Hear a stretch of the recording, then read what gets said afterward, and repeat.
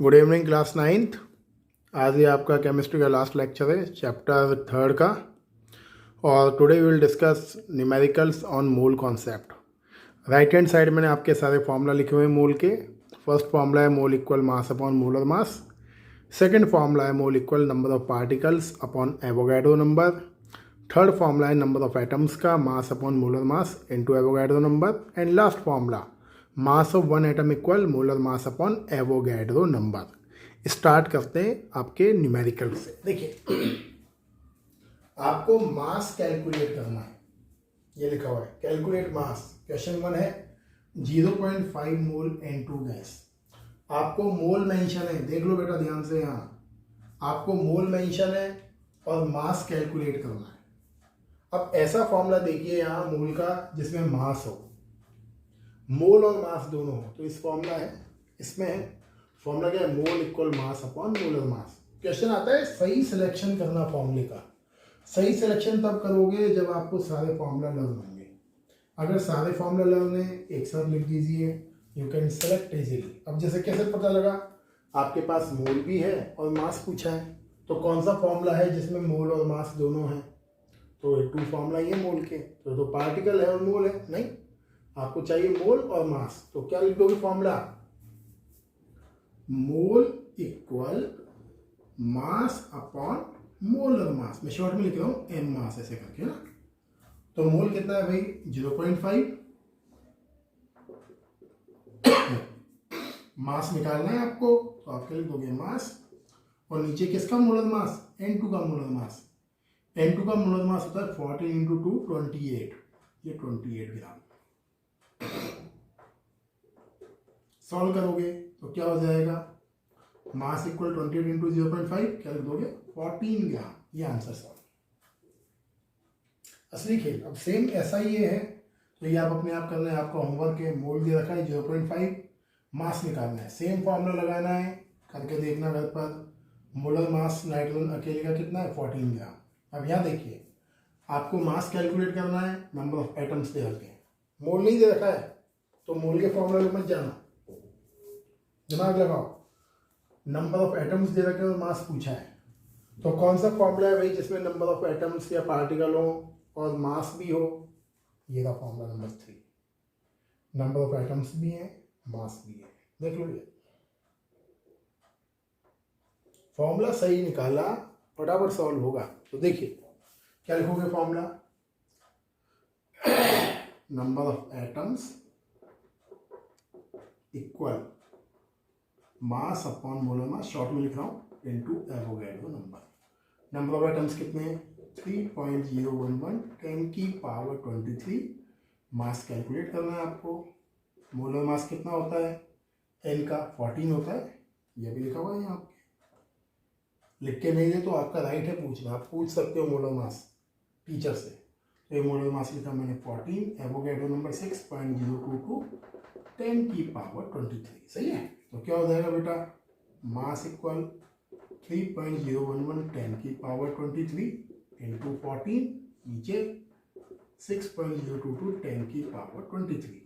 इससे ये कट हो जाएगा, इससे कट होगा 2, 14/2 कितना हो जाएगा 7 ग्राम, सही है। ये होमवर्क है, मास निकालना है, मॉलिक्यूल दे रखा है, सेम फॉर्मूला लगाना है। यहाँ एटम दे क्या लिख देना, मॉलिक्यूल लिख देना। ये नंबर ऑफ एटम लिखा है ना, तो वहाँ क्या लिख देना, नंबर ऑफ मॉलिक्यूल लिख देना। क्या हो जाएगा, number of molecule equal mass upon molar mass. N2 का मोलर मास कितना है, ये रहा आपका 28। तो ये दोनों होमवर्क हैं, ट्राई करना, मुझे करके दिखाना कितने लोग करते हैं, देखूंगा मैं आप में से कितने लोग एक्टिव हैं और ये करके दिखाते हैं मुझे। देखिए बेटा नेक्स्ट न्यूमेरिकल देखिए आप, अगेन मोल के ऊपर। न्यूमेरिकल क्या है, ये बोलता है आपको calculate number of particles in the following. Particles मतलब नंबर ऑफ एटम्स निकालने। फर्स्ट क्या बोल रहा है, 40 ग्राम सोडियम एटम में आप नंबर ऑफ पार्टिकल्स निकालिए। देखिए ये मैंने लिखा है आपको समझाने के लिए, ये लिखा हुआ नहीं आएगा वहाँ आएगा ऐसे, calculate number of particles in the following. ध्यान रखना है पार्टिकल्स मतलब आपको एटम्स बताने हैं या मॉलिक्यूल्स बताने हैं। पार्टिकल का मतलब क्या होता है, या तो एटम्स या मॉलिक्यूल्स, किसमें 40 ग्राम सोडियम एटम में। तो अपनी ओर से लिख दिया मैंने यहाँ कि नंबर ऑफ सोडियम एटम्स बताने। अब देखिए मोल नहीं है ये, तो मोल के फॉर्मूला को भूल जाओ। ऐसा फॉर्मूला देखो जिसमें नंबर ऑफ एटम्स और मास दोनों हो। 40 ग्राम का मतलब क्या है, मास। तो कौन से फॉर्मूला में नंबर ऑफ एटम और मास है दोनों, फॉर्मूला नंबर 3 में देखो।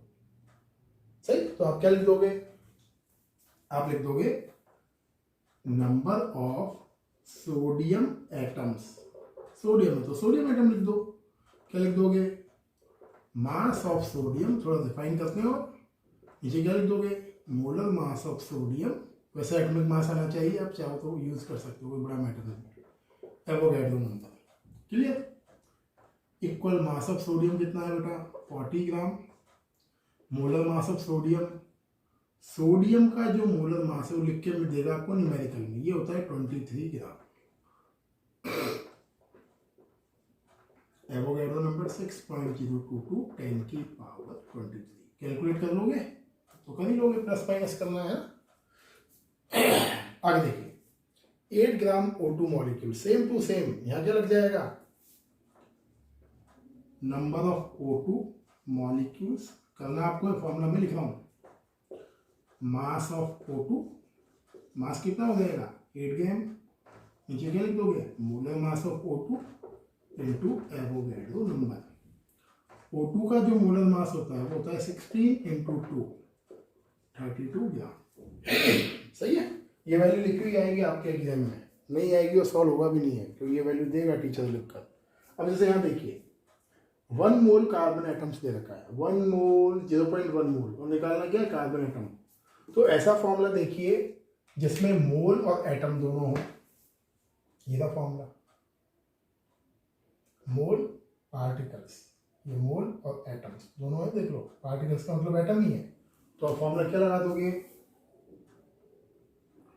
मोल इक्वल, एटम पूछा ना कार्बन का, तो पार्टिकल की जगह क्या लिख दोगे, number of carbon atoms upon Avogadro number. तो मोल कितना बेटा 0.1, पार्टिकल निकालने आपको, नंबर ऑफ कार्बन एटम्स लिख दूं मैं शॉर्ट में, एवोगैड्रो नंबर 10 की पावर 23, मल्टीप्लाई कर देना। तो 0.1 इंटू 6.022 10 की पावर 23, 0.1 है 10 लग जाएगा नीचे, तो क्या जाएगा 6.022 10 की पावर 22। क्लियर है। तो इस तरीके से आपको न्यूमेरिकल्स करना है। जो मैं न्यूमेरिकल्स करा रहा हूँ एज इट इज़ इन्हीं की प्रैक्टिस दोबारा कर लेना, एज इट इज़ कर लेना प्रैक्टिस, क्योंकि इसके आगे नहीं जाएगा। यही स्टैंडर्ड आपके 9th का है, आप इजीली इसको सॉल्व कर सकते हो, कोई बड़ा काम नहीं है सॉल्व करना न्यूमेरिकल्स को। ये देखो बेटा आज तो न्यूमेरिकल डे है बेटा, तो न्यूमेरिकल्स ही करेंगे हम। 2 और न्यूमेरिकल्स देखिए। अब न्यूमेरिकल क्या बोलता है ये, मास ऑफ 1 मोल कार्बन, आपको मेंशन है 12 ग्राम। सुन लो 1 मोल कार्बन का मास है 12 ग्राम, आपको बताना है मास ऑफ 1 कार्बन एटम। तो 1 एटम के मास का फॉर्मूला कहाँ है, यहाँ देखो, इसमें इसमें इसमें इसमें से कौन सा फॉर्मूला ऐसा है जिससे हम 1 एटम का मास कैलकुलेट कर सकते हैं, लास्ट वाला है मास ऑफ 1 एटम। क्या फॉर्मूला है, molar mass upon Avogadro number. तो आप क्या लिख दोगे, mass of 1 carbon atom equal, atomic mass है, मोलर मास मॉलिक्यूल के लिए होता है, तो इसके लिए कार्बन अकेला है, तो आप क्या लिख दोगे, atomic mass upon Avogadro number. कितना है भाई 12, एवोगैड्रो नंबर 6.022 10 की पावर 23। इसको सॉल्व करना है ना, इसको मैं छेड़ना, ये आएगी अप्रॉक्स वैल्यू 1.99, और 10 को 23 ऊपर जाएगा -23 ग्राम। सही है। तो देखो कितना हल्का होता है एटॉमिक, -23 ग्राम, मतलब बियॉन्ड द इमेजिनेशन हल्का, मतलब ना के बराबर वेट। ये देखिए ये थोड़ा हॉर्स की कैटेगरी में, ऐसा लगता है इसको देख के कि ये न्यूमेरिकल है, लेकिन ये न्यूमेरिकल नहीं है। कई लोग क्या होते हैं न्यूमेरिकल करने में लग जाते हैं और टाइम वेस्ट करते हैं, ये है दिमाग का खेल। मैं एक्टिविटी करके दिखाता हूँ आपको, पहले समझो। सपोज ये बस है बेटा, या बस से बढ़िया मैं कुछ और एग्जाम्पल लेता हूँ, थोड़ा ईजी वाला। देखो आपके पास 1000 किलोग्राम के 2 पैकेट है ना, और यहाँ एक बच्चा है 50 किलोग्राम का, और यहाँ एक बच्चा है 20 किलोग्राम का या 10 किलोग्राम का, सही है। और आपको इस 1000 किलोग्राम को 50-50 किलोग्राम के पैकेट्स में डिवाइड करना है। तो कितने पैकेट बनेंगे 1000 किलोग्राम में 50 किलोग्राम के? तो 1000 डिवाइड बाय 50 ये करोगे तो कितने बन जाएंगे? ये बन जाएंगे 20 पैकेट्स। लेकिन 1000 को 10-10 किलोग्राम के पैकेट्स में डिवाइड करोगे तो कितने बन जाएंगे? 100 पैकेट्स। तो क्या पता लगा, अगर मास ज़्यादा है तो नंबर ऑफ पैकेट्स कम बनेंगे, और मास कम है तो नंबर ऑफ पैकेट्स ज़्यादा बनेंगे। क्लियर? अब इजीली सॉल्व हो जाएगा। अब देखो क्या बोल रहा है ये, आपके पास 100 ग्राम सोडियम है, जीके का क्वेश्चन है ये। आपके पास 100 ग्राम Fe है। ये पूछता है सोडियम का जो मास है, एटॉमिक मास, वो है 23, Fe का जो मास है वो है 56। ये बताता है इनमें दोनों में से किसके पास नंबर ऑफ एटम्स ज़्यादा होंगे। 100 ग्राम सोडियम में ज़्यादा एटम्स होंगे या 100 ग्राम Fe में ज़्यादा एटम्स होंगे। तो ये दिमाग लगाओ, जो मैंने एग्जाम्पल दिया, अगर मास ज़्यादा है तो कम नंबर के पैकेट्स बनेंगे, मास कम है तो ज़्यादा नंबर के पैकेट्स बनेंगे, ज़्यादा पैकेट्स बनेंगे ना। तो अब देखो आप क्या लिखोगे, 100 ग्राम सोडियम में 100 ग्राम ही Fe है, और यहाँ सोडियम का मास कम है। अगर सोडियम का मास कम है तो इसमें नंबर ऑफ पार्टिकल्स क्या होंगे? ज़्यादा। और यहाँ Fe का मास ज़्यादा है तो नंबर ऑफ पार्टिकल्स क्या होंगे? कम। ये क्वेश्चन है, वो सॉल्व नहीं करना है तो आपको क्या लिखना है, 100 gram sodium will carry more number of atoms because atomic mass of sodium is less than atomic mass of iron।